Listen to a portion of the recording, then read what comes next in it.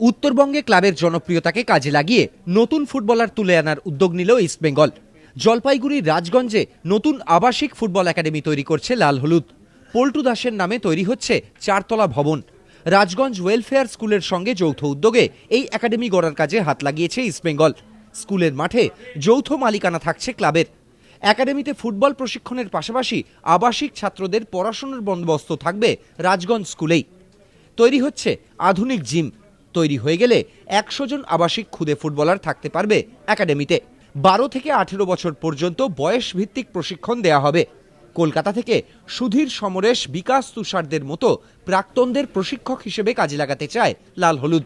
ব্যস্ত সূচি থেকে ট্রেভার মর্গান এবং তার ফুটবলারদেরও একাডেমিতে নিয়ে যাওয়ার পরিকল্পনা নিয়েছে ক্লাব। এদিকে টেবিলের নিচে লেনদেন বিতর্কে শোকজের জবাব দেওয়ার জন্য লাল হলুদ সচিব কল্যাণ মজুমদারকে আরও 7 দিন সময় দিল ফেডারেশন। প্রদীপ্ত গোস্বামী, এবিপি আনন্দ, কলকাতা।